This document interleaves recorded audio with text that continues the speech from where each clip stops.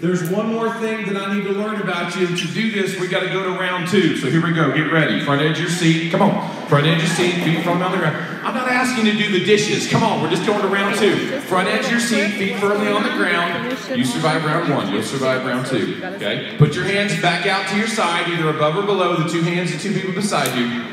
I need to find out one more thing. See if you're really ready for the What's Next conference. Okay? All the other presenters in the room are also observing you. So let's see if you're really ready for it. There's only one difference between round 2 and round 1. The only difference is when we begin round 2, your eyes are closed. Your eyes are closed. So keep your hands out to your side. Keep them very still. We're going to begin after I count to 3. Everyone go ahead and close your eyes now. Go ahead and close your eyes. We're going to begin when I count to 3. Close your eyes. Come on. Some of you are staring right at me going, I'm ready, dude. No, you're not. I have eyeballs in the front of my head. Close your eyes, dude. Wow, some of you do not trust the people beside you. You're like, speaker boy, if I close my eyes, this person may punch me in the pancreas. There's a 12% chance that will happen. That's a risk I'm willing to take. Close your eyes, sister. I'm sitting right here staring at you. All right, here we go. Eyes closed. Round 2. After the count of 3. Here we go. Ready? 1. 2. 3. 1, 2, 3, 4, 5, 6, 7, 8, 9, 10, and stop! Woo! Nice work. Nice work. Students, you can go ahead and kick back in your chairs. Adults that were in previously assigned locations, you can return to your previously assigned location if you'd like, or you can remain where you are. Students, go ahead and give yourselves a round of applause. You made it through round 1 and round 2. Nice job. Proud of you. Sometimes I like to go to round 3. Unfortunately, everyone is not properly equipped for round 3. And we decided to leave the adults in the room. But in case you're wondering, if everyone was properly equipped and we didn't have any other adults in the room and I was the only one left in charge of all the students, we would, everyone would get a pen or a pencil, we'd turn the lights off and play a little game called Who Has the Sharpest Writing Utensil.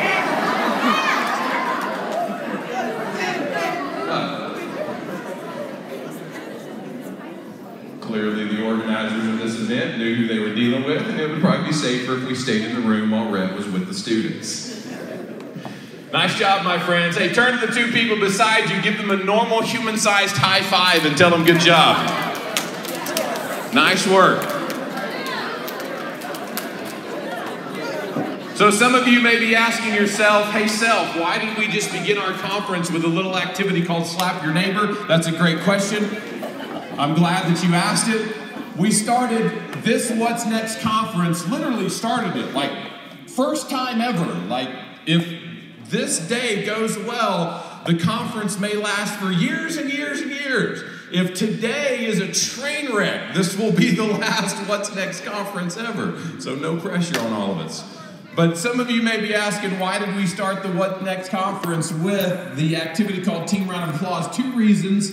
Obviously, one reason I've already told you I needed to learn some information about you, but the actual main reason why we started with the Team Round of Applause activity is really just for my pleasure and enjoyment watching you guys slap one another. That was hilarious. So from my family to yours, Mazel Tov. Thank you. I needed that this morning. Thank you.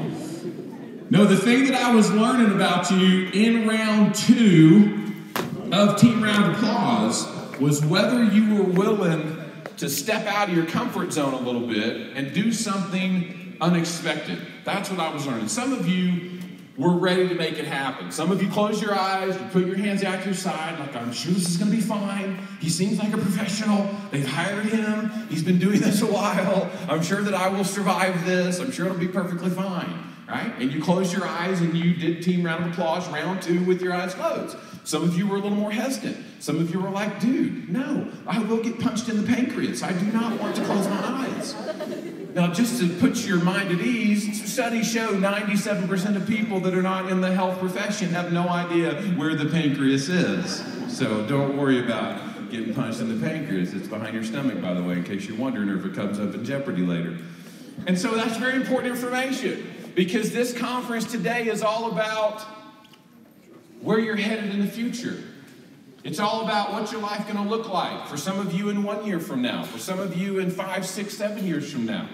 And today's conference is all about helping you get a brighter, clear picture of what the possibilities are like and what lies out there. And what we know for a fact is if you're not willing to step out and take some risks, you are limiting the options that you have in your future. You're limiting the possibilities that you have if you're not willing to step out and do something a little uncomfortable, willing to take a risk, willing to do something that you may not know how it turns out, right? That's what we know for a fact.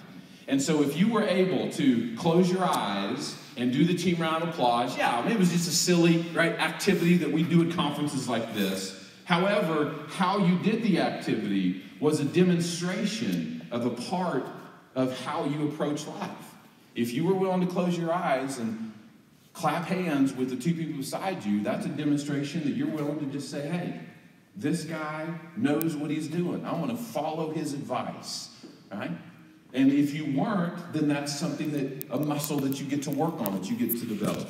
Now, there's actually a deeper reason why we did team round applause. Let me ask you this question. How many people in round 2, okay, with your eyes closed, how many people in round 2, show of hands, you were able to clap with the two people beside you? Raise your hand. If you were able to clap, keep them up really high, like you really got to go potty. Raise your hand if in round 2, keep it up now, in round 2, you were able to clap with the two people beside you. Yes, now everyone keep your hand up, look around the room, be observant, look around the room. In marketing terminology, this is called a lot of people, okay? Okay, you can put your hands down now. Matter of fact, almost everyone, right?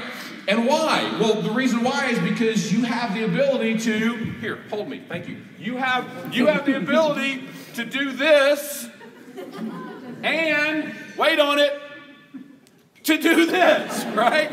I mean, it wasn't rocket science, right? It was no big deal. It was a simple activity.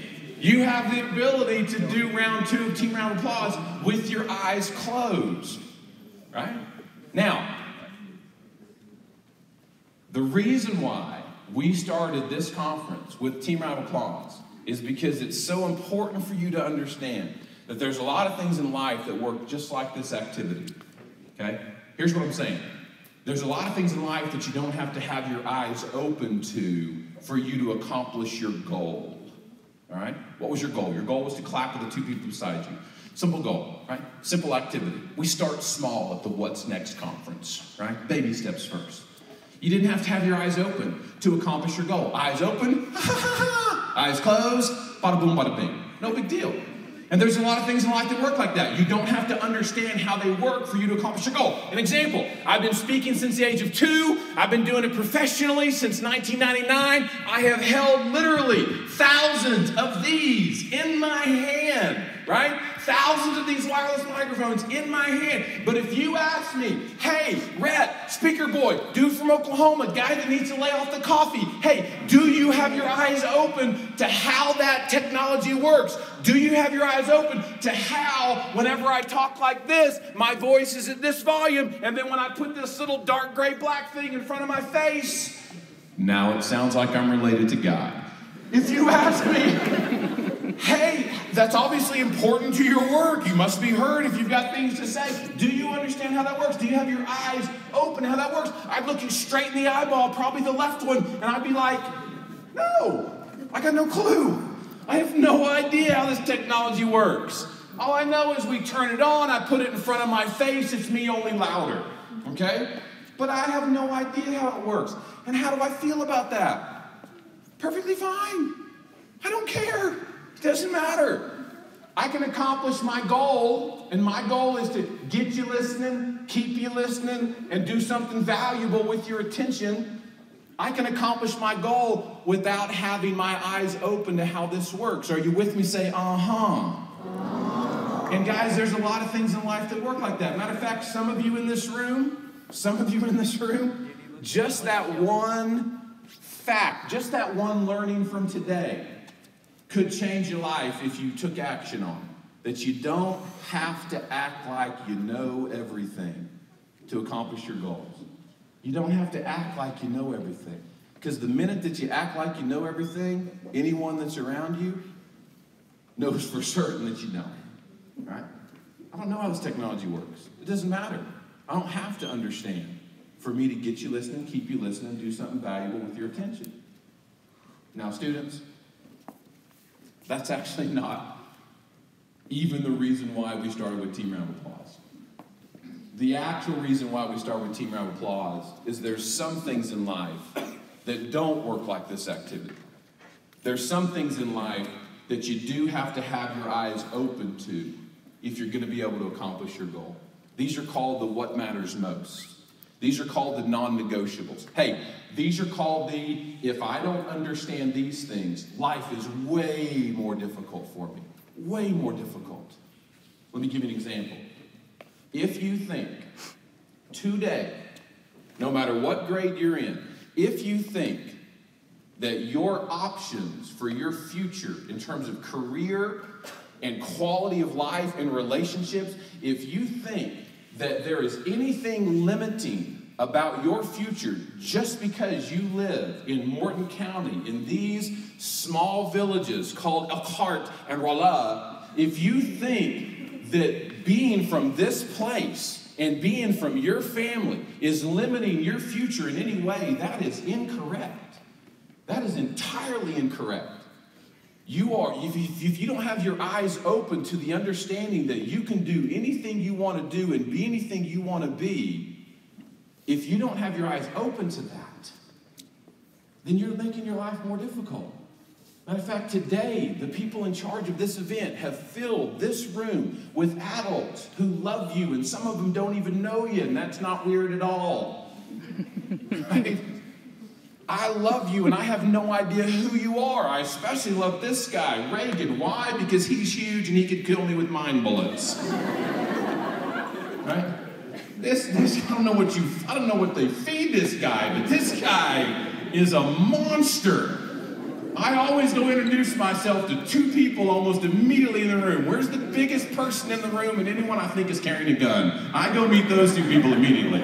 If there were a police officer near, I'd already know the police officer's kids' names. I would already do that, unless there's a CIA, FBI undercover agent in the room. I'm guessing it's this guy over here in the orange, but I don't know.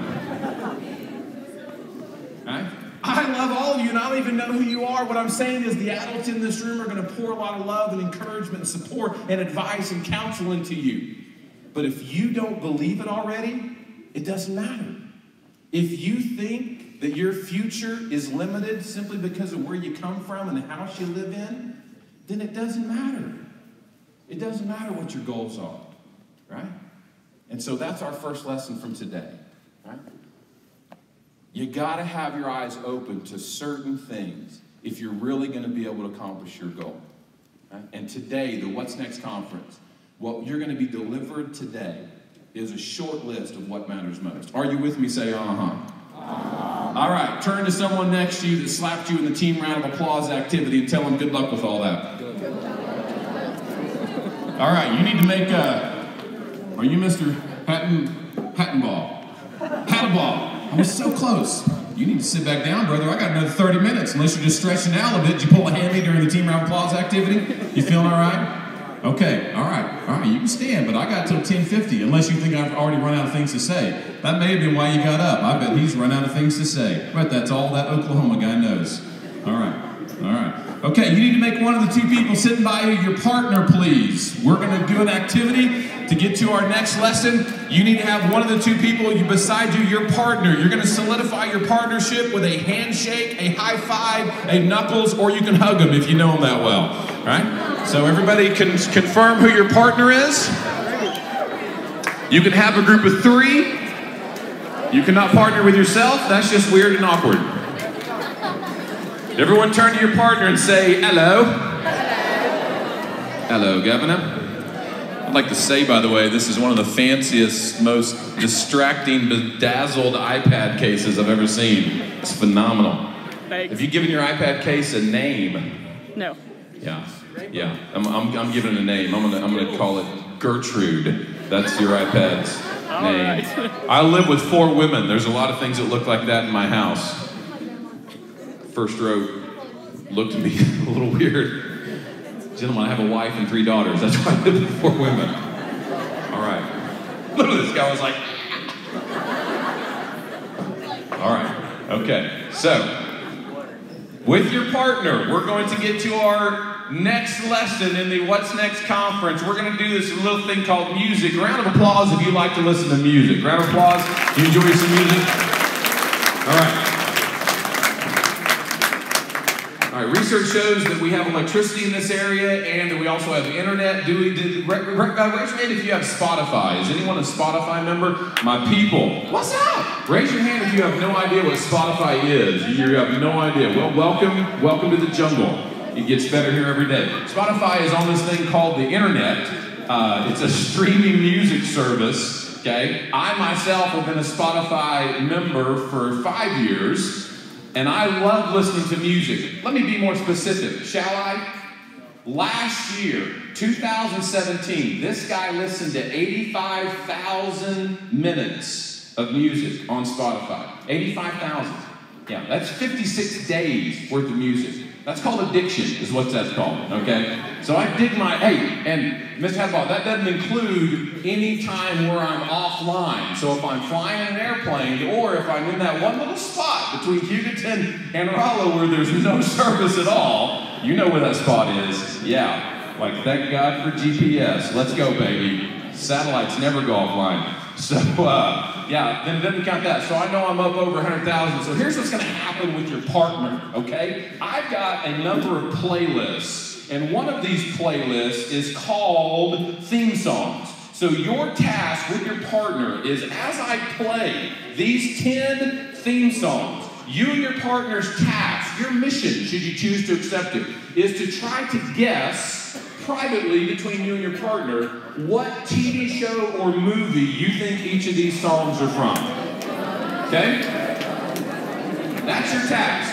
Now, adults, you of course can play along as well. I see the 2 ladies in the back row going, oh yeah, I'm all over this, baby. Yeah, I'm gonna own these kids. Totally.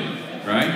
So now the important thing is, don't yell out your answers, okay? This is a competition. This is America, all right? This is a competition. You're going to be competing against all of the other partnerships in the room, so don't go yelling out your answer. Just whisper it to your partner. Maybe use sign language. Maybe go World War II on it. Speak Navajo. Just do not yell out your answer. Are you with me? Say, uh-huh. All right, turn to your partner and say, play like a champion.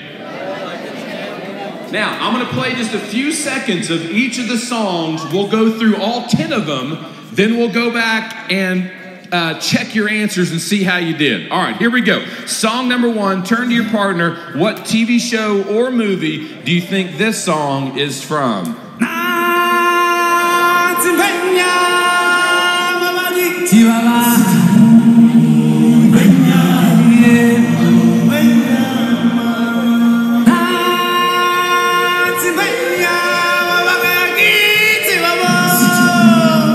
Okay, very good. Now, that was just number 1. Now, let me go ahead and tell you, if you didn't get number 1, you may just want to sit this game out, okay? If you didn't get number 1, this is going to be a very disappointing activity for you, okay? I'm not saying that you're going to get all the rest of them wrong. You don't even know if you got the first one wrong. Well, if you didn't have a guess, and you probably, research shows you didn't get the first one wrong. Let's go to number 2. Here we go. Number 2, what TV show or movie? TV show or movie. Of course, adults, you can compete as well. Now this is a story all about how my life got flipped, turned upside down, and I'd like to take a minute just all right, number 3. Number 3. Whisper to your partner what TV show or movie. Number 3.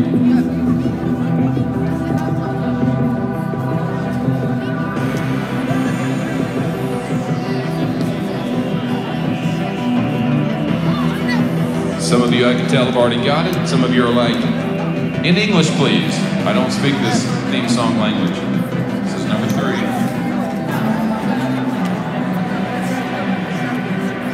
All right, here we go. Number 4. What TV show or movie? TV show or movie?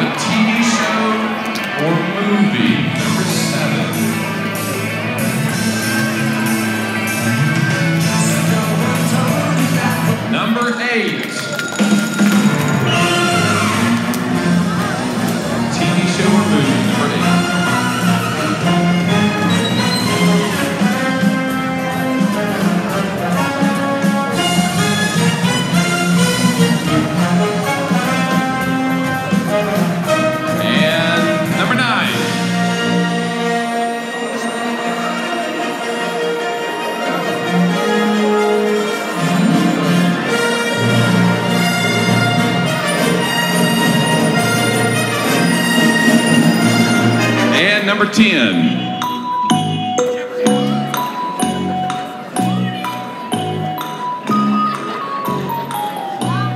Number 10.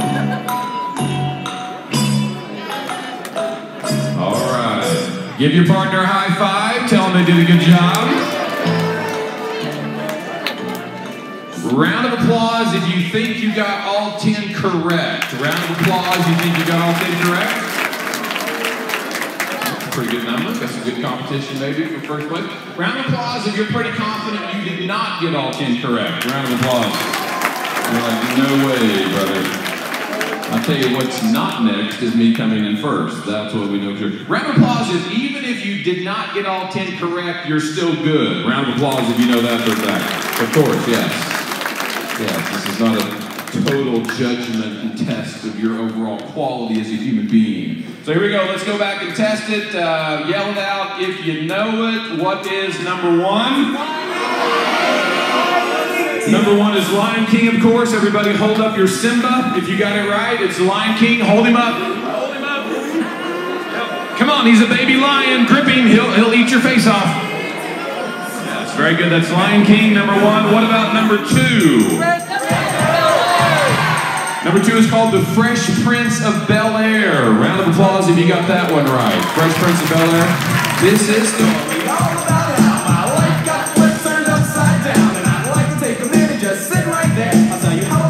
A bonus question, what town was he originally from? Philadelphia. What town? Philadelphia. West Philadelphia. Born and raised on the playgrounds where he spent, a lot of time. All right. How about number 3? What's number 3? Number 3 is called Stranger Things. Round of applause if you got this one correct. Why? Why are your parents letting you watch Stranger Things? Let's call a PTA meeting this afternoon to discuss this. Dude, it scared me. I could not watch this show at night. I thought I was going to die. Literally. Literally. All right. Number 4. Toy Story, yes. Toy Story. Which one? Which Toy Story? Which one? It's actually all of them, yes. Yeah, it's a theme song from all of them. Yeah, good job, brother. Yeah, you nailed it. Okay. All right, and number 6. Yes. It's Doc McStuffins. Yeah, show of hands if you got this one right. Doc McStuffins. Yes. Yeah. It's a great song. It's a great song.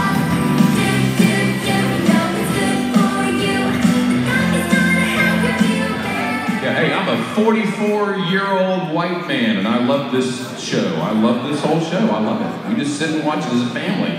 And just the 3 daughters, the wife, our dog Friday, who we bought on a Thursday. We love watching Doc McStuffins. Yeah. All right. How about number 6? This is actually number 6. What do we got? Seinfeld. Show of hands if you got this one correct. Yes.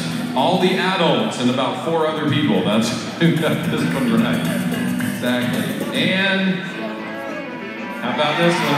Number 7. Number 7 is called Friends. Round of applause if you got it right. The most famous clapping moment of any song in music history. Yeah, you knew it. You knew it. Number 8. Number 8 is called The Incredibles. Round of applause if you got it right. Yes. And number 9. Star Wars. Yeah, Star Wars. Show of hands if you got this one correct. Star Wars. Yeah, of course. You live in America. You have electricity. You do that one. Absolutely.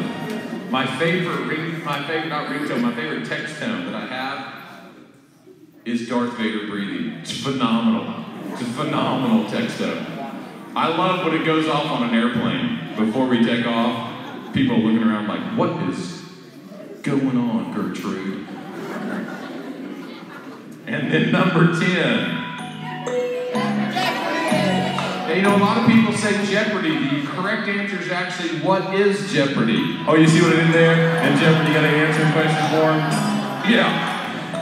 You know why I think that's funny? Because I'm a 44-year-old man. That's why I think that joke is funny. All right, add it up. How many people? 10 for 10, show of hands. 10 for 10. 10 for 10. Now, stand up if you got 10 for 10. 10 for 10, stand up if you got 10 for 10. All right, beautiful. These are all my 10 for 10ers. Awesome. Everyone that's standing, remain standing. No, there's a prize. There's a prize. This is America. We give out prizes. We give out prizes for winning. Oh, now you're standing up. You front row, sit down and see me after class. All right, so everyone's standing. Here's your prize. Wow. You want to get 300 young people quiet, you just start talking prizes. They're like,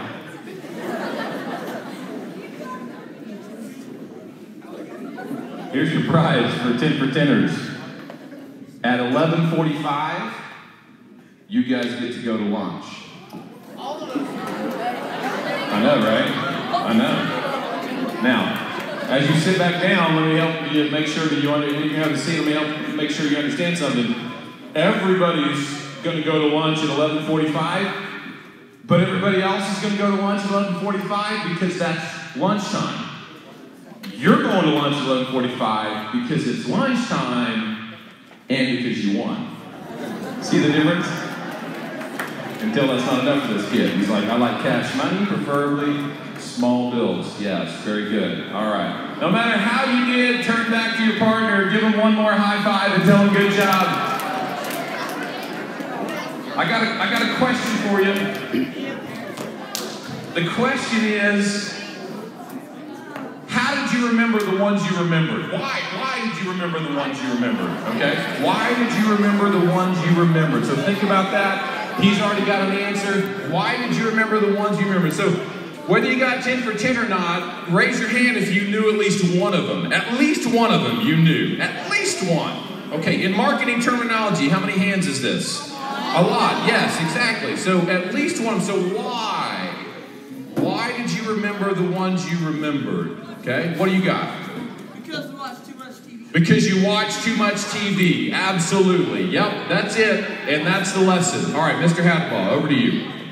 I'm joking, brother. Just stay right there. 10:50, man.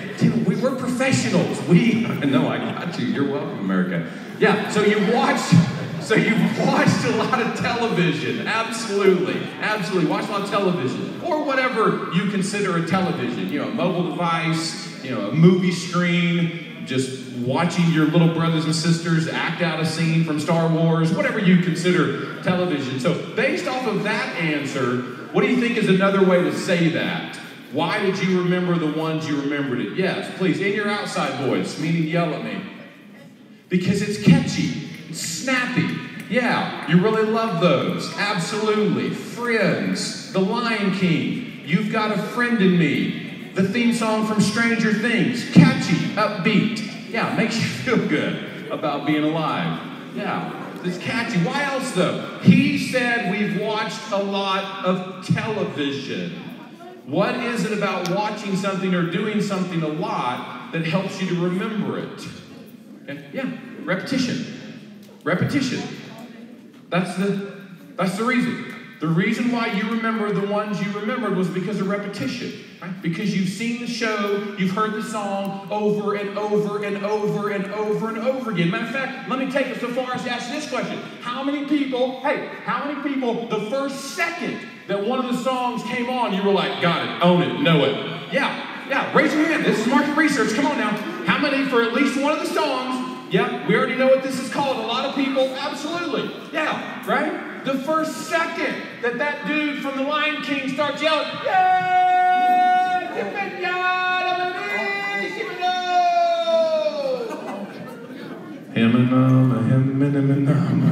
right? The first second he started yelling, you were like, Lion King, got it, move on, come on. Give us some tough ones there, Ogie. Come on, big guy, right? And you don't even know what he's saying, right? And you're like, agreed, yes, I agree exactly what he's saying. He literally could be saying, I really got to go to the bathroom. I hope there's nobody standing at the bottom of this ride. Here it comes, here it comes. Did I just say that out loud? Yeah. And you have no idea, and you're like, Lion King, move on, right? For some of the folks in the room born before 1990, the first bass note of Seinfeld, you're like, Seinfeld, move on, seen it 1,000 times, right? Meaning I literally, hey, guys, I literally could have said, do not in any way think about the shows that are attached to these songs. Don't do it. Don't in any way for the next 12 minutes think of any of the shows attached to these songs. And you couldn't have done it. There's no way. There's absolutely no way. When You've Got a Friend in Me came on, you'd be sitting there going, Toy Story, I can't help myself. Right? Fresh Prince of Bel-Air. Oh, I can't not think of it. Why? Because of repetition. Because you've heard it over and over again. What I'm saying, students, is, hey, these songs, these shows are part of who you are. They're part of what you know. Literally, you took a test, and for all the answers that you got right, you didn't have to put in any effort. Shut the front door. Seriously. Wouldn't it be nice if more tests were like that? Like I gave you a test, and all the answers that you got right, you did zero effort while the test was going on. You're like, I got it, Lion King. Boom, Toy Story. Boom, Star Wars. Bring it, keep them coming, big guy. I'm all over this, right? I'm in there like swimwear, right? You got the test. All the answers you got right, and you didn't have to put in any effort during the test. Wouldn't it be nice if more tests were like that? Yes, that would be nice. They've invented something for that. Unfortunately, it's called studying, right? But as it pertains to your future in terms of what's next in your life, in your career, the connection here is about who are you listening to? Not what are you listening to, who are you listening to? Who do you believe that's talking to you? Research shows that after you pass a certain age, and everybody in this room has passed that certain age unless someone snuck in a baby. After you reach a certain age, who you are as a person, half of you is from your DNA, from your mama and your papa. Like half of who you are, you can't do anything about. It came pre-installed, right? And there's nothing you can do about it, right? I'm Caucasian. I'm from small town Oklahoma.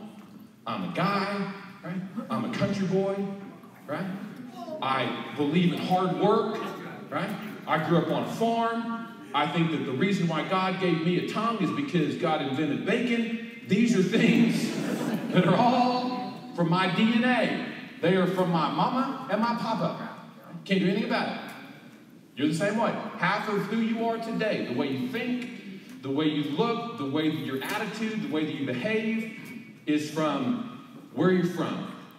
The other half of who you are, your attitude and your behavior, is based off of who you're around every day, who you listen to, who your friends are, who's in your ear. When these songs came on, some of them you instantly knew. You were like, I'm all over that, man. I got that. There were some of the songs, though, that you had no clue. Unless you got 10 for 10. You didn't have any idea. You'd never heard them before. They were a foreign language to you. Right? Guys, here's what we're saying. Don't let the things that you hear today, right, be a foreign language to you after today. The things that you hear today, the advice, the counsel, the wisdom, the tips, the suggestions, don't let them be a foreign song to you after today. You got to get them into your life.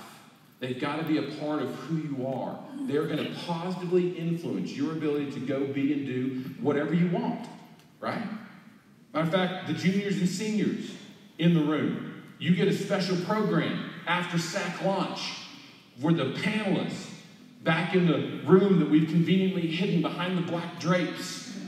And back there, you're going to have 6 individuals in front of you that are all graduates of the Elkhart or the Rolla, that are professionals, that are out in careers, juniors and seniors. You're going to ask them questions.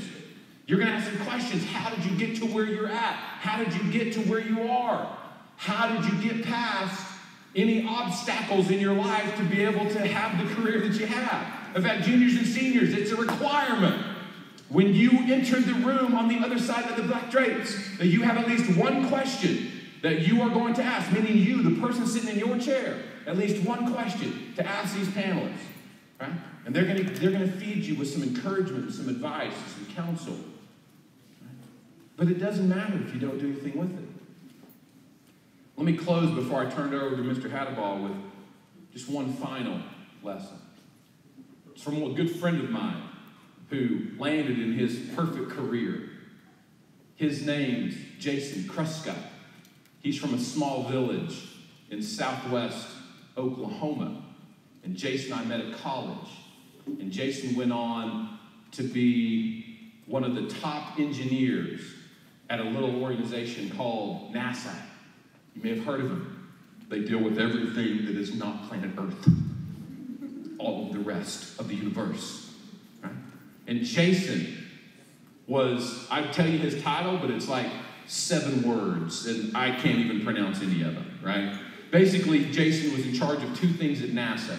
Jason was in charge of all of the communication between Earth and the astronauts for the Orion spacecraft. The Orion is scheduled to take astronauts in orbit around Mars by 2040. My friend Jason was in charge of all the team of people that was in charge of the communication working between NASA on planet Earth and the Orion spacecraft. Jason was also in charge of what's called the book. It's called a book because it's a number of pages that are bound. This book contains all of the communication math that is a record of all of the communication points between NASA assets on planet Earth and all of NASA's assets in outer space. And this book was so important that it had to be finally approved by the head NASA officials in Washington, D.C. Jason was in charge of the team of very smart, very opinionated people to put this together. My friend Jason was also known by all of his team members and bosses as one of the nicest people you'll ever meet. Always had time to talk. Always had a smile on his face. Was rarely late for work. Rarely missed work for illness. He had a high-level job, and he was a nice guy doing it. Now, the last thing that I'll share with you about my friend Jason is at the age of 14, in a freak bicycle accident, he became a quadriplegic, which means from the age of 14, my friend Jason lived in a wheelchair his entire life. He had no use of his either arm and had no use of his left hand. He could only use 2 or 3 fingers on his right hand.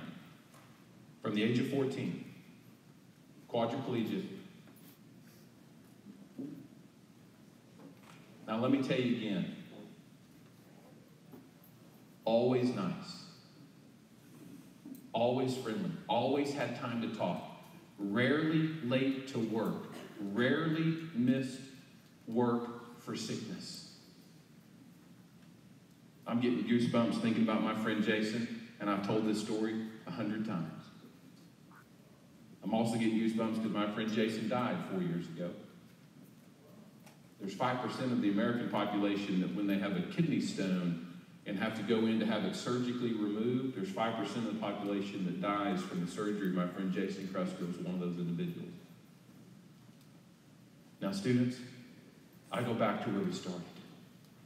If there's anything about you and where you're from and who you are that you think is limiting your future possibilities, that's a lie.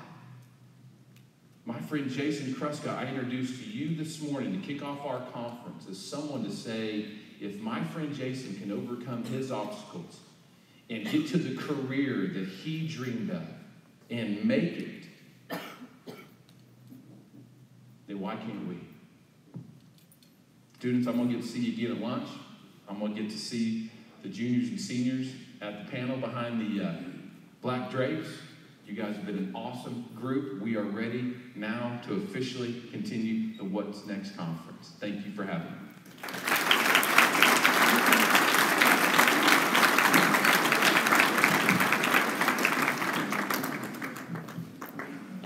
Okay, Mr. Hall, if you would please stand up.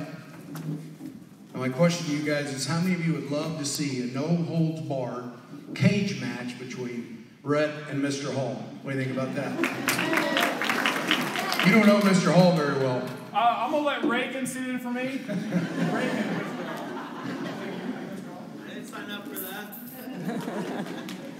That's right. Very good. Thank you, Rhett. Okay, good morning. I'm Mr. Adable. I'm the principal of Elkhart High School. Our next speaker today is the Department Chair of Education and the Director of Teacher Education at Oklahoma Panhandle State University. The OPSU Teacher Preparation Program is an exceptional option in your quest to become a public school teacher.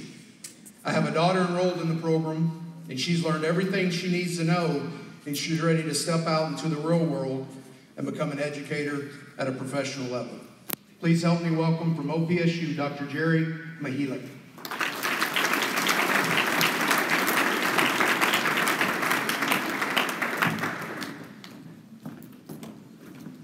Mr. Hadabog, I was a little worried we were going to be up front because I'm one of the vertical challenge people that Red talked about, so I'm glad I'm up here. I want to also introduce Jade. She's from OPSU. She's so famous we just call her Jade. She's one of our recruiters, and she'll be back there if you have questions specifically about OPSU today.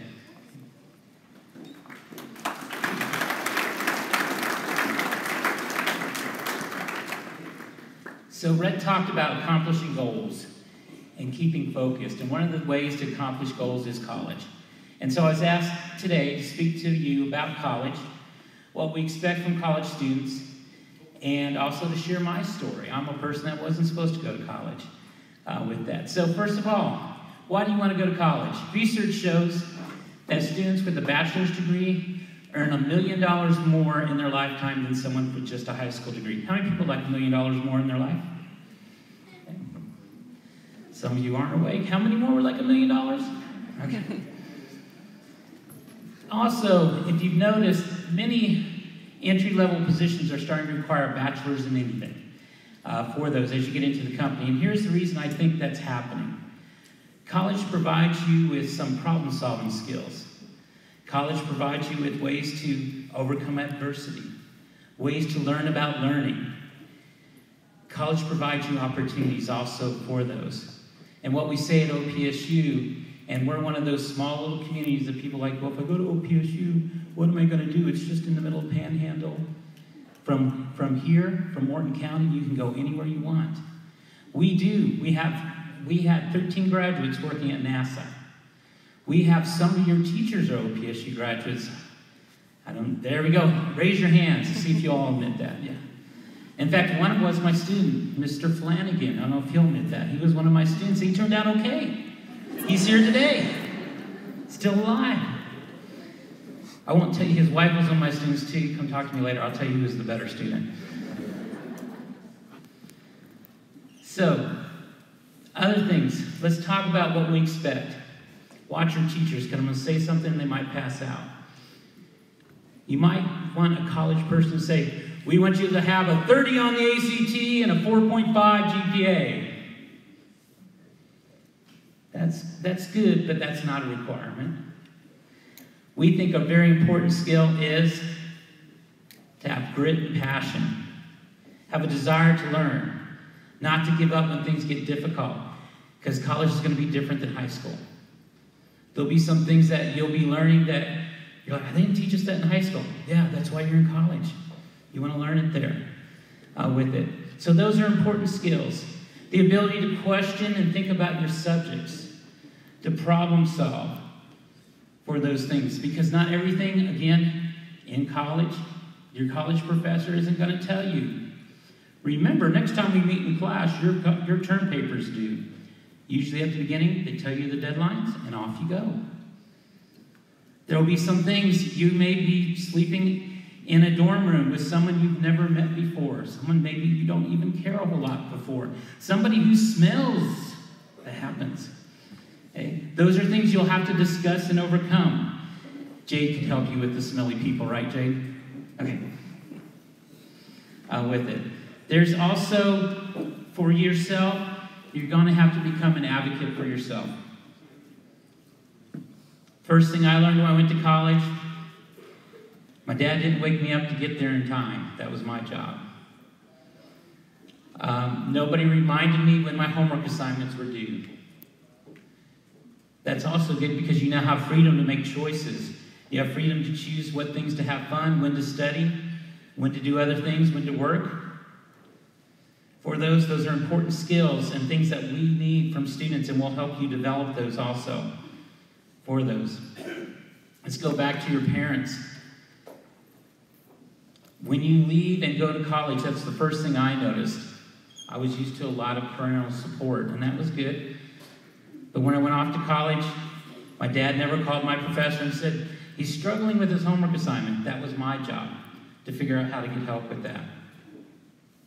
And I'll tell you in my story, too, is when I share that, some things I learned about asking questions, asking about my assignments, about my degree, for those. Because, again, it's different. And at college, you have our recruiters like Jade. We have a tutoring center. We have advisors for you to talk to and get information about that. Another thing that we'll expect once you get to college is to start asking questions about things about, well, how am I going to pay for this thing? Most of you have been going to school, and you probably haven't paid a whole lot for that.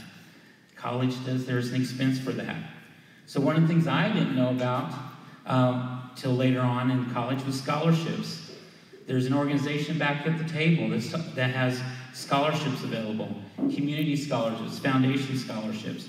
In fact, at OPSU, we have a foundation that gives out about 2,000 scholarships. I think their endowment now is over $2 million with it, and that deadline's in February. Seniors, you haven't graduated yet. And I've had seniors say, well, I wasn't even thinking about that. I just want to graduate. This is my year. So things to think about those. My second son, who's a graduate of OPSU, he listened to that. And he filled out scholarships, and he graduated from OPSU between scholarships and working on campus, working off campus. He was debt-free. Can't say that about me. Can't say that about my first son. So very important things to think about there. I'm with it.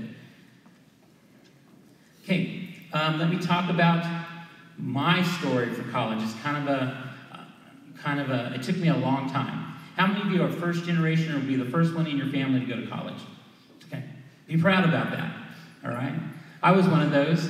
My parents are from Pennsylvania, coal mining town. You either went to work in the coal mine or the next town, the steel mill, or you joined the military to get out of there. And there were no opportunities for you. So my dad chose to join the military. And when it was time for me to go to college, thought it was a cool idea. Also, my master sergeant dad said you didn't have a choice. That was what you were going to do. So growing up in a military family, I was a good soldier. Yes, sir, I will go to college. So chose a major basically on what I thought would make a lot of money. Started as a civil engineering major. And went to Arizona State University. Chose a university at the time. It was the #1 party school in the nation. It wasn't too far from home. And arrived there on my very first day. I applied sometime towards the end of my senior year and thought I was in line with everything. And showed up the very first day of classes, because I knew when that was. And showed up, went to the registrar's office, said, I'm here to attend college. Where's my class schedule? And they looked at me and said, you didn't enroll? I go, what's enrollment? Thought it was like high school.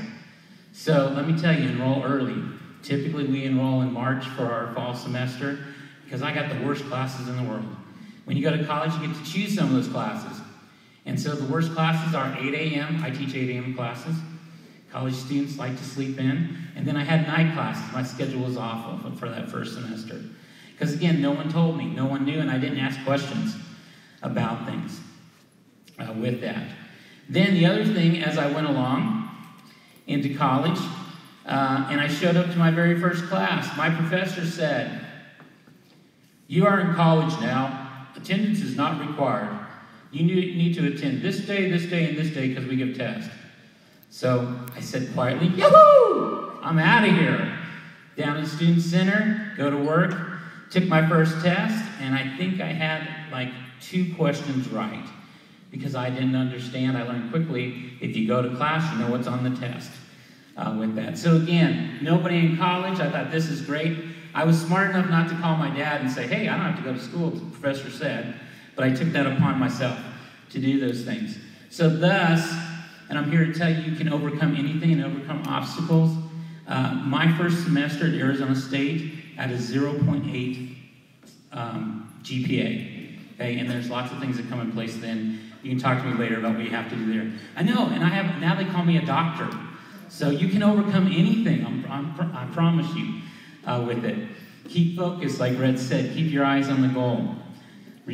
Okay, with that. So some other things that happened.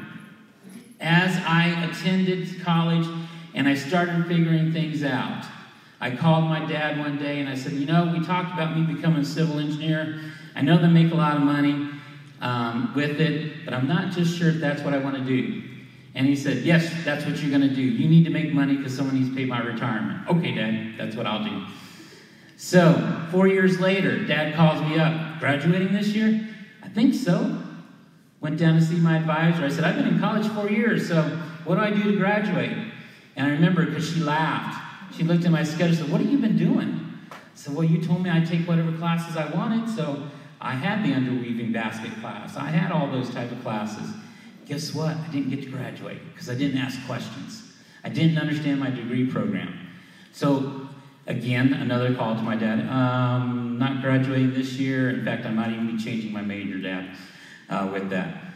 And again, once someone showed me my degree program, I'm like, "Oh, I have to take those classes?" You know, I really didn't want to take English too because I didn't like English in high school, so I avoided it. Well, guess what? You're not going to graduate. Those things are called general education classes. You're required to take those. And talk about overcoming obstacles. Yes, English 2 was an obstacle I had to overcome for those. So again, asking questions, getting help for those things. So the other thing that I discovered soon was, again, my passion wasn't in civil engineering, even though I was doing okay with it. And as I started thinking about my classes and not enjoying those, I'm like, what did I do that I really liked that they offered a degree in?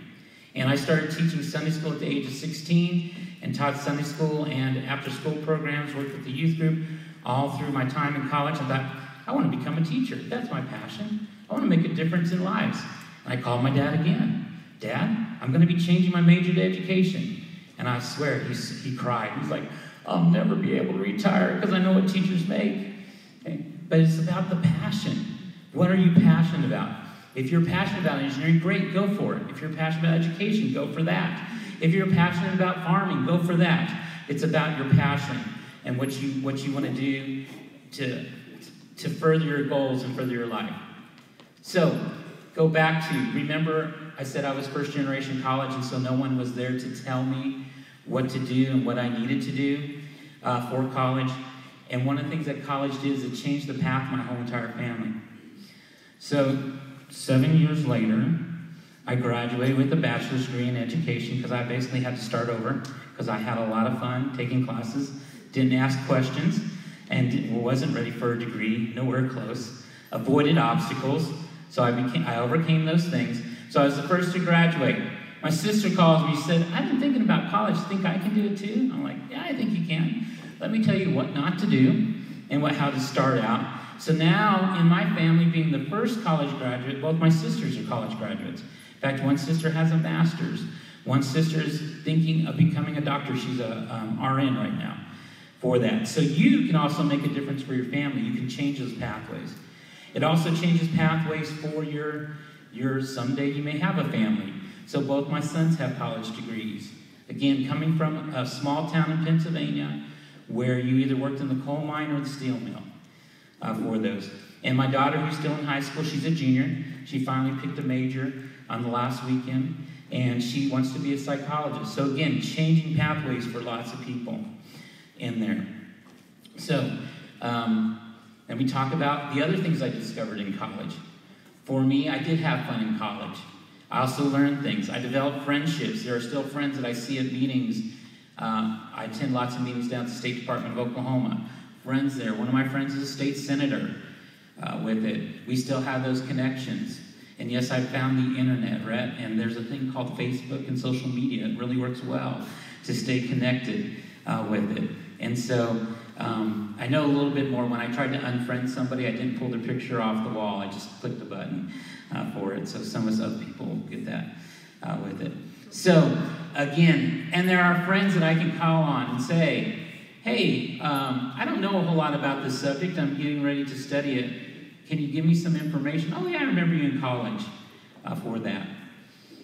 And I have some friends that are millionaires now. Now, I've never asked them for money, but I'm thinking shortly when I get ready to retire to talk to them and see what I can do for that.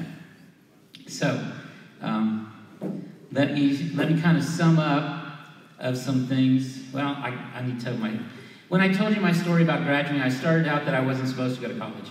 So I have a learning disability. I have severe dyslexia. One of the reasons English is an obstacle is because I cannot spell to save my life.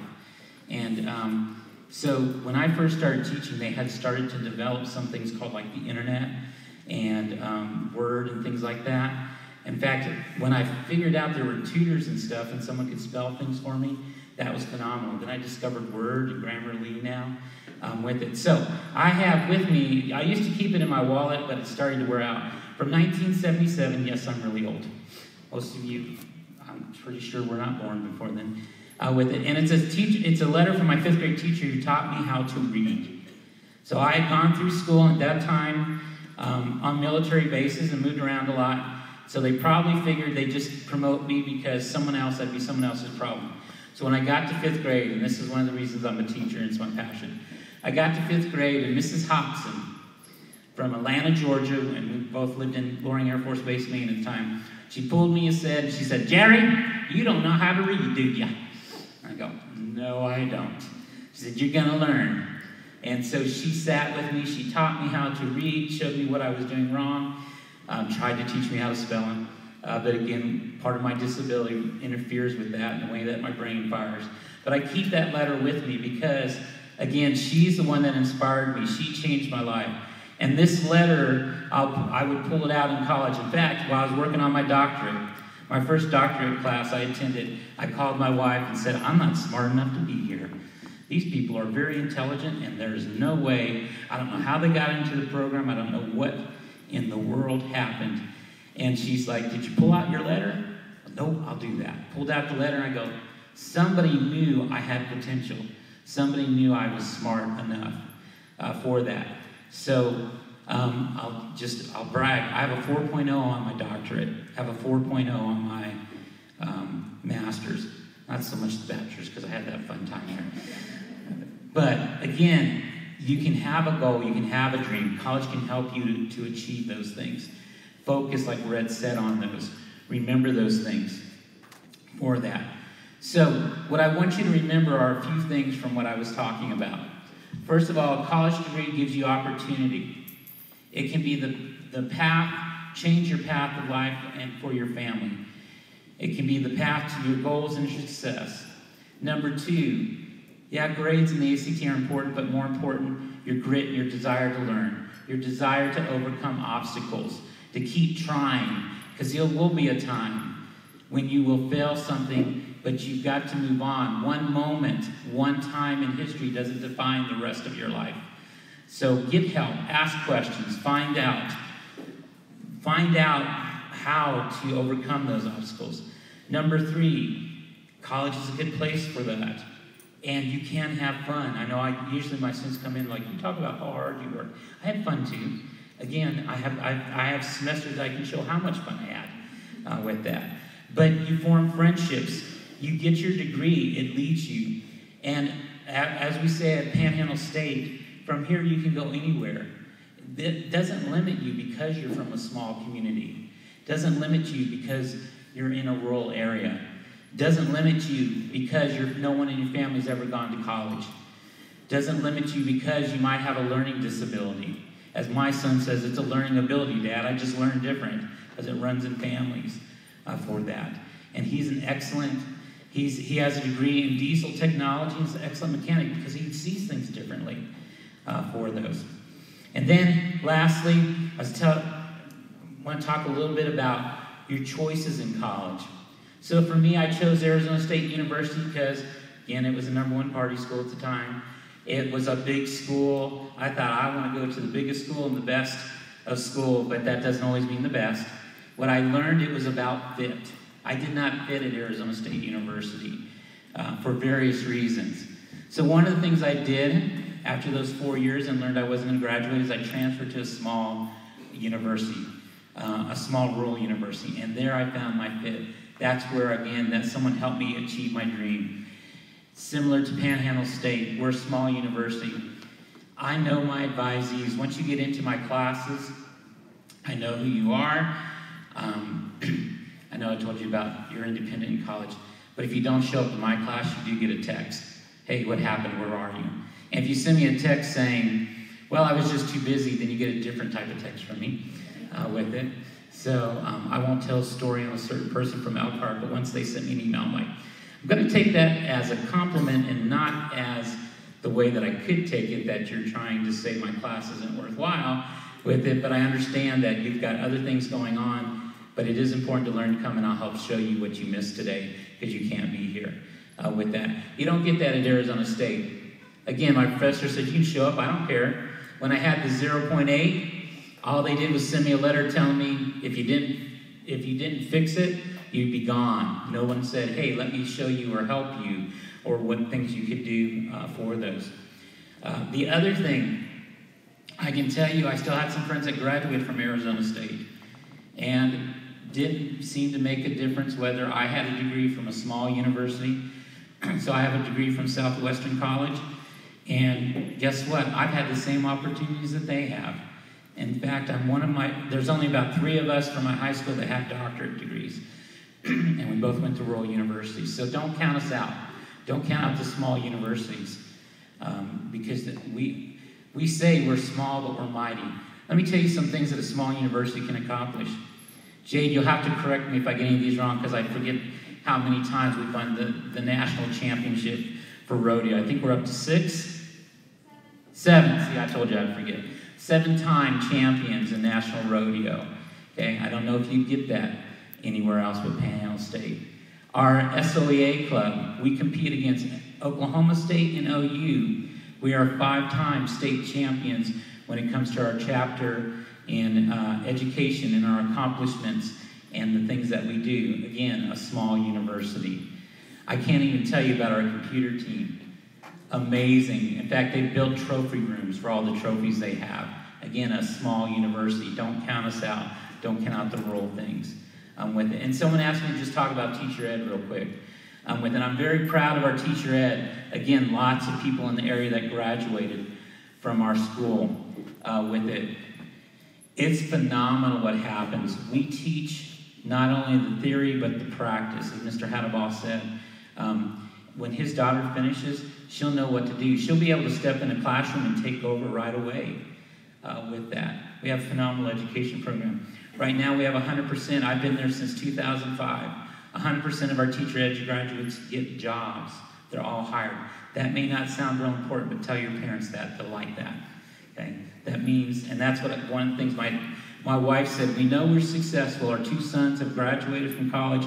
They're employed, and they don't ask us for money. Okay? They don't. So, again, great education program. The other thing, our little education program. Okay? Again, from a small rural area, you can go anywhere. We have graduates all over the United States. In fact, over 50% of our graduates leave Oklahoma. They don't stay in Oklahoma. So again, think about that. Don't count out those small little universities. It's about the fit. Find the fit for you, what matches for you. If you want to go to a big university, great. And if that fits you, that's fine. But don't count us out because we're small and rural. I know Seward Community College is here. They're in a small rural area place too. Don't count us out. Okay? We compete with the big ones and we win some of those things with it. So I think it's interesting. I was this weekend, I was in Oklahoma City for some meetings, and I was with our president, Tim Fulton, Dr. Tim Fulton. And so they have a Regents meeting, and OSU is going to brag about their golfing team because they won a national championship. And I don't know how big their golfing team is, but they're usually not that big. And he said, at this point, that's all OSU really has to brag about. He's going to go and brag about our education department, our business department, our rodeo team. Again, just because we're rolling small doesn't mean we're inferior with that. So I'll leave you with this. Again, think about the fit. Think about what your dreams and your goals are and who can help you accomplish those things. Because it doesn't matter where you are from, it matters where you can go with your dreams. Thank you.